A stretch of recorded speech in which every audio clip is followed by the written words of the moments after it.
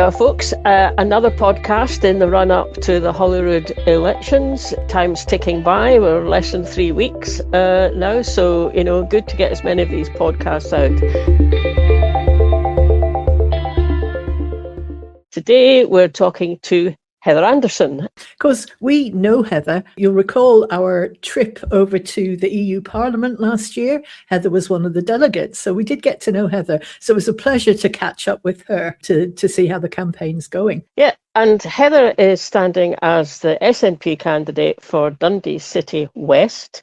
So, we're really looking forward to talking to her. We're talking to another SNP candidate in a few days' time. That's Martin Day, who is standing as the candidate in Falkirk and Linlithgow. So keep your eye out for that one. But in the meantime, let's go over to Heather. Welcome, Heather. You're hot on the campaign trail, so we really appreciate you taking half an hour out to speak to us. It's always a pleasure to speak to the two of you. It's great fun. Thank you for asking me.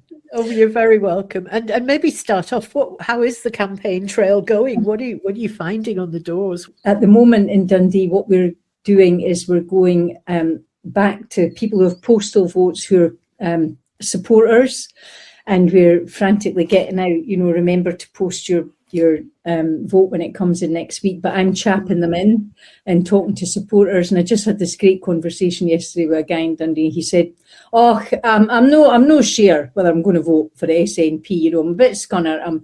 I'm fed up about, this taxation, and I said, well, we don't have power over taxation, and we're trying to do progressive taxation and this energy. I'm fed up about this energy. What's happened with the energy? And I said, well, we actually don't have powers over pricing electricity, and at the moment we're watching North Sea oil happen again because we've got all this renewable energy, and they're basically reorganising the grid to take all that energy south, and we're not getting the benefit of that.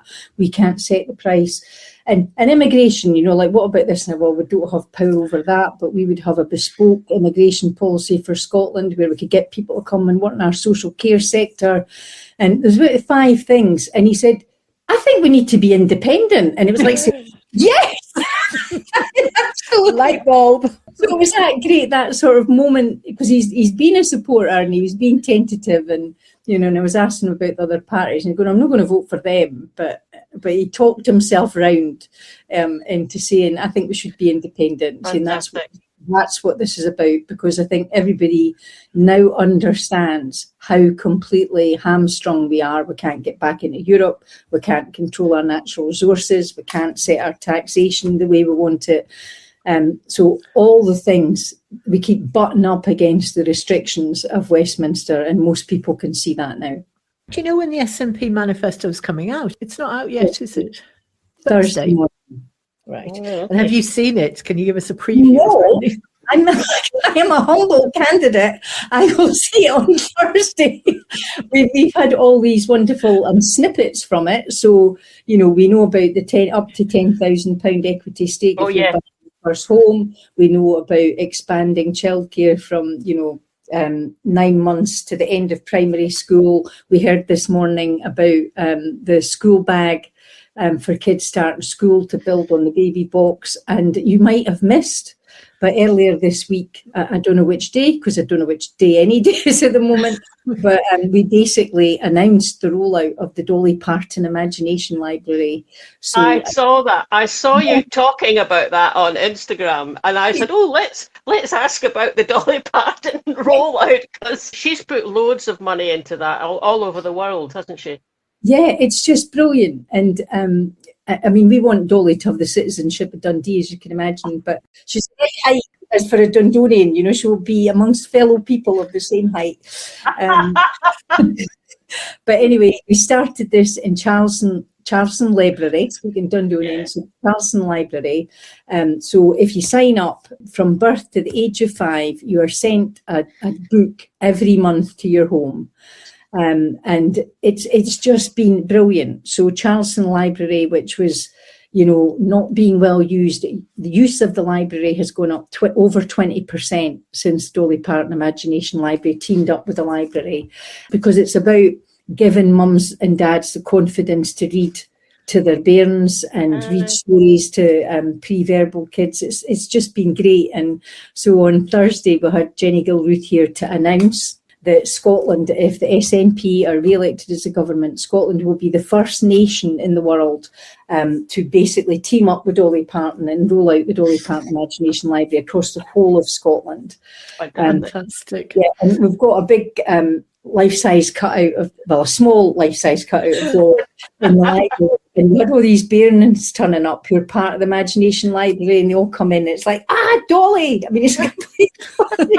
I'm going to sing along. It was great. It's just great. It's up, and so it's, you know, reducing that attainment gap. It's giving kids a passion for reading. They're getting their book a month, but then they're coming into the library and borrowing books. So it's a win-win situation. It is. I was walking past our local library. In fact, I was going into it not that long ago, and there was a young woman, and she had a baby in a pushchair, and she had a toddler, you know, on her hand, and the toddler was pulling away to go into the library, and her mum was saying, "Look, I can't go, haven't got time." And I heard the wee girl say, "Oh, mum, let's go into where they have the free books." Yeah. Oh. And I just thought, oh God, you know, that's just brilliant, isn't it? I mean, she obviously, her mum, she knew what a library was. Her mum obviously took her in, but it's interesting you saying it also helps the parents to have the confidence to kind of be part of it, and presumably they'll start and take their own books out of the adult library. It's just that thing, when you first have a baby, you can feel very isolated, you feel anxious about going out, and what this does is give the parents a place to go, to sit on the floor and do, you know, the wheels on the bus or whatever it is. So you get to meet other people. And what was great on whatever day it was at this launch, because I don't know what day it was one of the mums came in with 2 kids. And so they get 2 books a month. And the wee one, she was saying it's really funny because they'll hear the letterbox and they'll say, "Is that my book from Dolly?" Oh. Oh, it's just great. The other one I really, really liked was that thing about the school bag. I mean, it sounds kind of a simple little thing and quite small, but I vividly remember the first day at school that me and another kid being teased because we didn't have brand new satchels. We had second-hand satchels. And it's a funny thing, because it was only when I read it in the paper about that coming in, I thought, oh, that for a child makes a huge difference. So simple. It's just a simple idea that gets things done and helps, It's doesn't such it? a leveller, because I remember hearing John Swinney, because I often cry when John talks because I find him very emotional, and he was talking about the baby box, and he said there was all this criticism of it, and he said some people can't stall it, because what it does is it levels the playing field. It says every single child born in Scotland is welcome. You are welcome here. We want you to be part. And this is an extension of that, saying you're going to school in Scotland. We want you to love school, have a great time, learn a huge amount. You're welcome here, you know. But I have a friend will say about that, but a lot of parents don't need that. They can afford it themselves.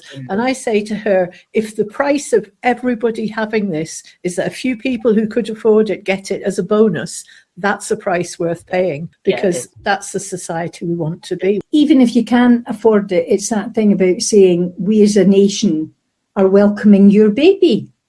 You know, we want you to get off to the best start. We're giving you what you need. Yeah. It's just brilliant. My granddaughter got one. It was just, I couldn't believe the quality of the stuff in it. It was fantastic. Yeah. Well, we've got you talking about the babies and then the school bags. I noticed from your Instagram account that you were at a youth hustings that had been organised. How did that go? It was great. It was 2 schools, and so St John's and Harris Academy, and honest to God, you would have loved it, because I'm sitting there on the panel, and everybody else in the panel saying, Scotland's a disaster, it's a basket case, it's absolutely awful, there's nothing to live for, it's terrible. And then I'd come vote for us. Actually. And of course, you know, it's like saying, you get free tuition, that'll save you £28,000. We've got more kids going from disadvantaged areas to university. You know, we're going to help people get their first flats. You've got your bus pass, you know, and the young people, they don't feel completely destroyed by living in Scotland. They're quite up for it. And of course, 70% of the audience support independence. Yeah. And of course, we had a Reform candidate on that particular hustings. And the first question one of the young people asked was, are you going to overturn the Equalities Act? You know, what should be on human rights? It was just great. And we had to say, why do we think young people should vote? And I, of course, was saying, well, Scotland was the first nation to give 16-year-olds the vote. And we think you must have a say in the future of your country. And 1 million young people never had the chance to vote in the last referendum. But you can also say, you know, you understand the science behind climate change. This is about the future of our planet. We need you to come out and vote, because there's a bunch of old white guys here telling you it's not true. You know, so there is a battle going on for our future of our planet and the future of our lives. And, you know, you're going to have to vote. It's serious, you know. And so they were just great. They were great. It is that angry old man thing, isn't it? And I heard a great thing the other day, which was somebody saying, if you take a group that's always been the most privileged group, your white, able-bodied man, you know, they can't cope with the fact that other groups have been raised up to be equal with them. And if you go in there and promise them that, no, we'll put you back on a pedestal, they'll follow you. It's pathetic, actually. Yeah. It's really pathetic. A rather well-known party was represented at the hustings, and they said, this is all just box ticking. And I said, what, women? This is box ticking. You know, like, it's right enough that women are, you know, but the kids didn't take any of it. They understood it. And we're teaching kids in school all this stuff about being, you know, human rights in the Scottish Parliament, and that, you know, that the rights of the child and that young people have to be listened to. So they get all that, you know. Anyway, it was great fun.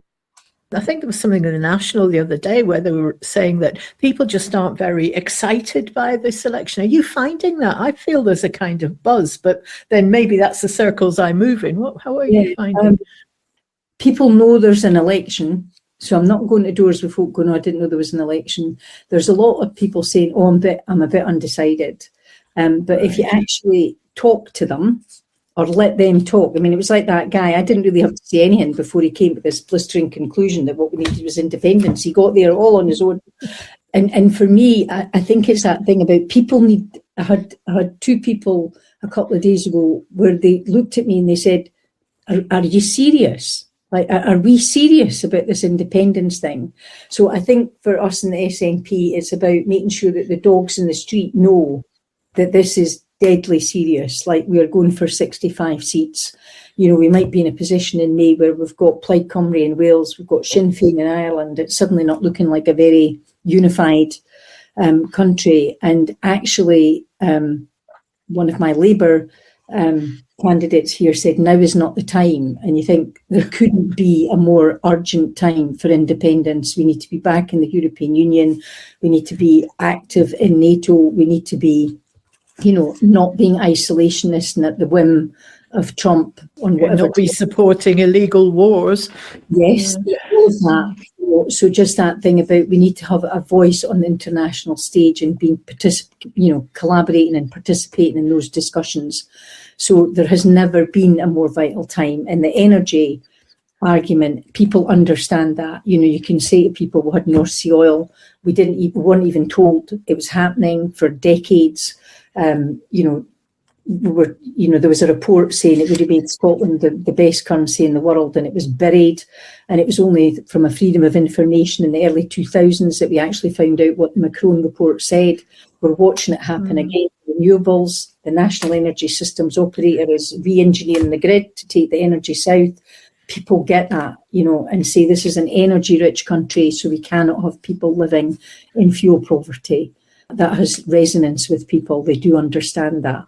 I'm assuming there's obviously a Labour, there's a Tory candidate, Lib Dem, presumably in Dundee City West, where you're standing. Are you finding they're out and about quite, as actively as you are? Because we talked to Callum Kerr down in Galashiels at the weekend, and he was saying that he was expecting that, but actually it's the unionist parties are being quite quiet and not saying much. And he reckons it's not an accident. It's a strategy.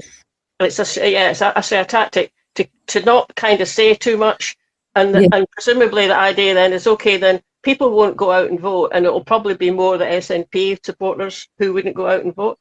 Is it quite lively in Dundee, or? It's not. At the hustings, we didn't have a Conservative represented. So it's, I mean, in Dundee, it's Labour, Reform and us, really. There's not a Green candidate. So there'll be the Green candidates on the list, but they're not standing a Green candidate on Dundee City West. So we're not seeing, I mean, the problem is Reform have got so much money, and what we've got are people knocking on doors. We don't have that level of money. We've got people and passion and commitment, and the mad people in my house who are like stuffing envelopes to deliver get the vote out letters. We're not picking up groups of people or big mobs of people walking about. In Dundee, we got the Guinness Book of Records for losing the Reform candidate. We lost the Reform candidate within, I think, 23 hours. Yeah. It's a bit careless of us, because he could Very careless. have got another one. We've covered 2 hustings so far, and the Reform and the Tories didn't turn up either. Neither did the Lib Dems. They just haven't bothered. Because it's a huge amount of work. Like, I've got the Muslim Voice hustings on one day this week. This is Tuesday, so Thursday. I've got the Pensioners Forum on Friday. There's a Hindu hustings, so it is that thing, but it's a lot of work with the climate hustings last week to be ready. And what they will be saying is it doesn't change how anybody's going to vote. Everybody comes to the hustings decided how they're going to vote, so it's a lot of work for not much gain. But actually, it's part of the democratic process. You are available for people to ask you what you think, what you're going to do. I think it potentially could change, because the one we went to was Scottish CND had hosted a hustings. They had several different organisations. It was all to do with peace and security, but lots of questions. Environment, I brought my son along to that, and he came out of it going, well, I wasn't sure who I was voting for before, but I know who I'm voting for now. So there were a few young people stayed behind and had a chat. So I think, I think their reckoning is they don't need to waste the energy on that. It's just so cynical and dismissive of people, and I mean, you just don't know what effect it might have. I mean, someone's there, okay, they know who they're voting for, but they say to their pal at work or in the pub or something, I was at a hustings, and that great woman for the SNP was there, and if they say, well, the Tories weren't there and nobody else, that kind of spreads out. People notice. It means that you're having conversations with people. You've just described a guy who almost had a conversation with himself, which you prompted. But people always have conversation. If you let people talk, they'll do it. But if you're standing, just putting stuff on social media and not turning up at things, you're just shouting at them. You're not having a conversation. For all their money, they're not engaging. Turning up and saying, well, as far as I'm aware, there have been no boats crossed the North Sea. Nobody's turned up at Broughty Ferry. This is not happening here. And actually, we're desperate for people to come and work here, and we can't get them to come and work here. And we're now having problems getting students coming to go to university because of immigration policies that do not suit the needs of Scotland. So I think it's that thing about, at least in the conversation, you can have a dialogue. They're not just getting one load of misinformation. It's engagement. Marlene's been doing a fantastic little series on TikTok where she's taken apart the Labour leaflet that's come through her door and chatting to each of these people that they've put in it and just saying, what do you mean by that? Why would that work? What's the context for this? It's really clever. But I mean, even that is more kind of conversation than a lot of these the parties who aren't showing up anywhere are engaging in. Can I go back to just the independence thing, the big thing? I mean, it is looking really good for a majority, whether that's an SNP only majority or an SNP plus Greens majority. It is looking positive. Has there been any discussion about, so then what? What's the next steps? No. Are you confident that there is a plan? Yes. Okay, that's good. Yeah. Is it a secret plan that you can't tell us about? No. I mean, like, Swinney has done this all of his life, you know, and I think it's that whole thing about saying there is a feeling like if reform get in England, there is a serious threat to the future of the Scottish Parliament. It's not a joke. Oh. You know, we have to go for this now because we might not have the option. You know, powers devolved, their powers retained. We know that. You know, so the Scottish Parliament could be taken away quite easily. So we're in quite a critical time because reform has got enormous traction, you know, in England. You know, and they're making incursions into the Scottish dialogue, and we need to take them on at every point. Yeah, that's good because that's a sense of urgency that maybe hasn't been there in the past. So I'm glad to hear you. We're not fighting for the status quo here. The status quo is at risk. There's nothing. You know, we've seen, you know, from Brexit, basically there was a Sewell Convention and all the rest of it. That's just been totally ignored. The views of Scotland are irrelevant. There was a thing down in Westminster where they were talking about checking something out with the Scottish Parliament, and Stephen Gethin's, who was down there in Westminster, had to point out that the Scottish Parliament was dissolving in 2 hours, and did they happen to be doing this soon? You know, so we're a complete irrelevance to them. So there is a real sense of if we don't manage to do something now, all that renewable energy is going south, and we won't have any say over it, and the road back to Europe will be so much harder because there's so many. Reform will probably win down south, you know, and they certainly can't admit to the fact that they've totally wrecked the economy. That was the great thing in the hustings, because the discussion was about, renewable energy is a load of nonsense and it's very expensive. And you think, well, you wrecked the economy over Brexit, and now you're wrecking the economy over the green transition. Actually, the best hope of training people, apprenticeships, investment, jobs, you know, warmer houses, you're going to sabotage that too, you know. You're just a bunch of wreckers that come along. You're not interested in building anything. I know. It's not true either. It's not more expensive. I mean, the most expensive form of energy is nuclear. Labour never desperately know the facts. I noticed that you've been out canvassing with some of the other candidates. I think again Instagram, but I think you were out with was Alison Thewlis. So I've always thought she was just brilliant. She was just such a good MP down in the House of Commons that, you know, when her contributions were spot on, they were just really sharp, you know, really good. But it made me think, is it a little bit different this time? Because there's quite a number of former MPs who are standing. So Alison's one of them, of course. Alan Smith and Stirling. I mean, Stephen Flynn. Stephen, and your compatriot in other Dundee constituency, and there's others as well. And I just thought, well, that's interesting, isn't it? Because they'll be new to Holyrood, but bringing in a real wealth of experience at a kind of national level. Because I don't want to imply that someone entering Holyrood with, say, local councillor experience, obviously that's a really good set of skills, life skills to have to be able. Marlene, that it's local councils that deliver. The Scottish Parliament makes the policies and the legislation. It's local councillors. This is my association at SNP councillors role now. We can't do anything unless we're doing it. Yes, exactly. And I was thinking, well, maybe that's just going to be a benefit to have those sorts of skills coming in. You know, like Stephen Gethin's has phenomenal experience across the European Union. You know, he's got lots of contacts. That will be useful. You know, I'm not assuming anything, but that thing about there's 3 days in the chamber in Edinburgh. There's your constituency work, so it's a 6 days a week kind of job.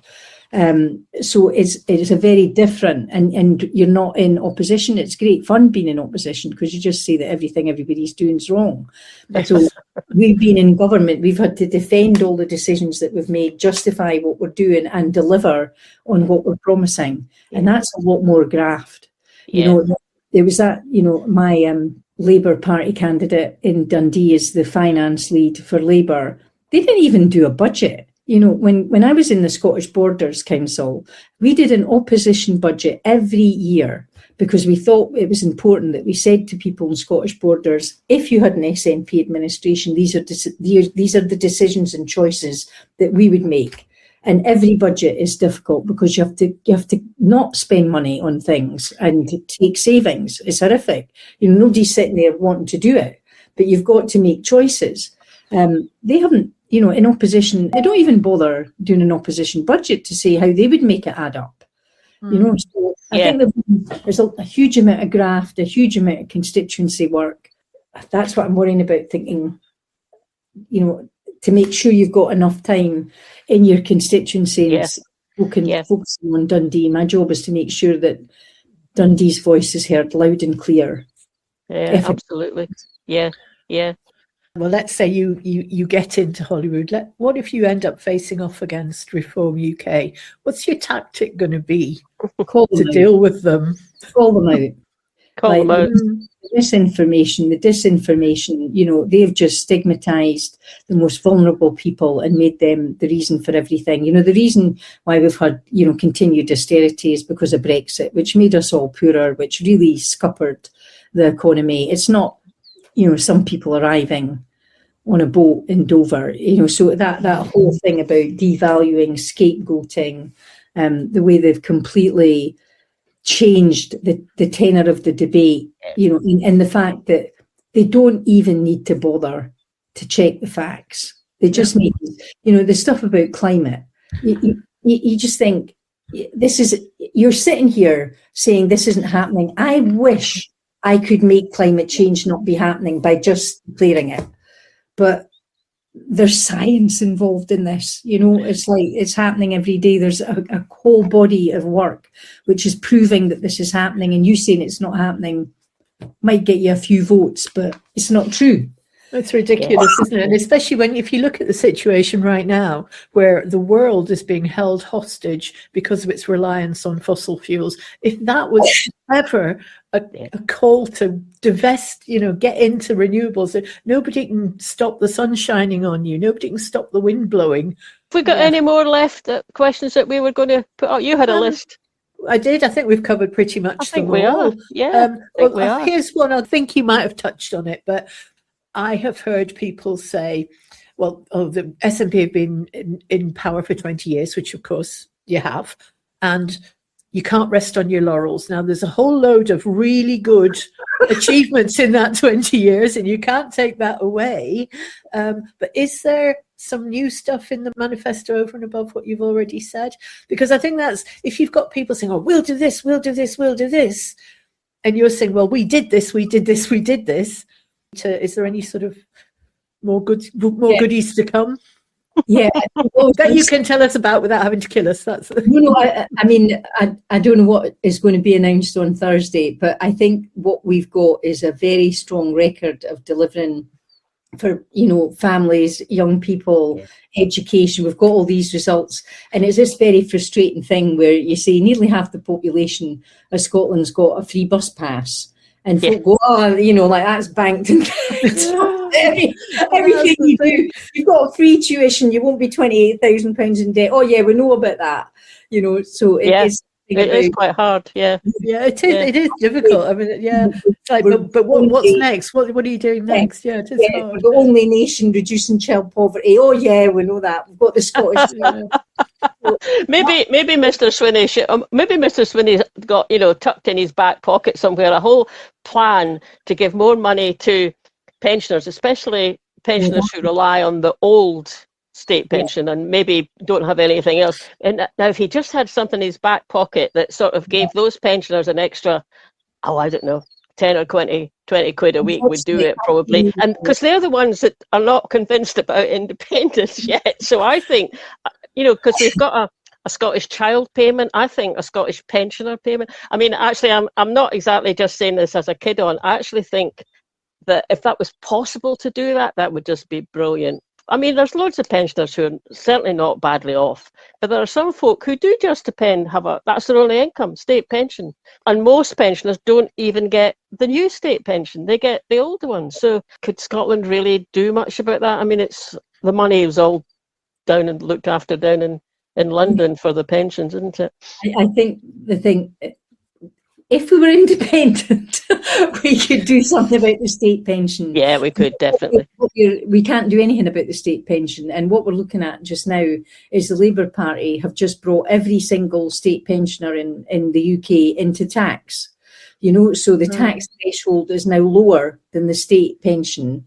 And I don't know how they're going to collect this tax, but they've frozen the threshold until, I think it's 2031.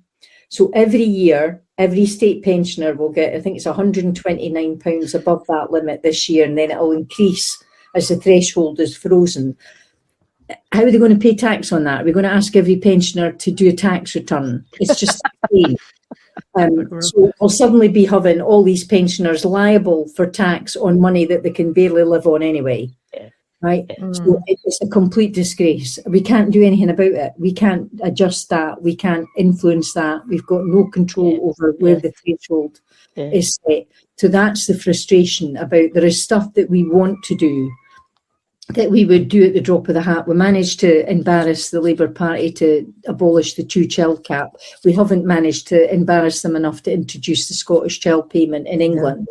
There is stuff that we would have the will to do. You know, we're every bit of taxation needs to be given permission by the Westminster government. So even when we're looking at wealth taxes, we've got to go and say, can we go and do this? You know, the mansion tax that has been brought in. So we're so restricted, and I think that's the real change since 2014. I remember in 2014, people talked about, we need full fiscal autonomy, and we use that phrase all the time. I think what's happening now is we are breaching. We're banging up against the walls of our fiscal restrictions every day. We can't do anything about the pension. We can't do anything about energy. We can't do anything. That Chinese investment up in Ardashir as well. I mean, it's a terrible risk to have them up there, and yet they run most. Yeah, and we can't do anything about that. And it's even this about drilling. The whole thing about drilling in the North Sea, saying there was the court ruling, so we have to do the climate compatibility test to make sure that we're not going to be jeopardising future generations. We've got to do the calculation about whether that oil has got a lower carbon footprint than oil that we're importing. And we've now got to look at energy security. But we have to do all of that. Westminster give the licenses, So at some, we're very restricted about what we could do, and we're absolutely frustrated. So I wish I could do something for the WASPy women. I wish I could do something about I don't know anybody manages to live on the state pension. No, I don't think they do. I was at the final screening of Leslie Riddick's film Finland, and it was a really interesting discussion afterwards. If you haven't seen the film, it's about to be released on YouTube in the next week, because I know you're not that busy. When you get a minute, do watch it, because it's fascinating and it's inspirational. The audience questions afterwards, the answers to what should we ask our MSPs to do came down to 3 things in the end. One was to get serious about local democracy, as opposed to centralising everything, get power and resources down to council level and make those units smaller, break up the big councils would make a huge difference in getting people engaged in democracy. The second thing was go for the school starting age of 7, because what happens up until then doesn't teach them how to read and write. It teaches them how to cooperate and play together and listen to instructions and, be nice people.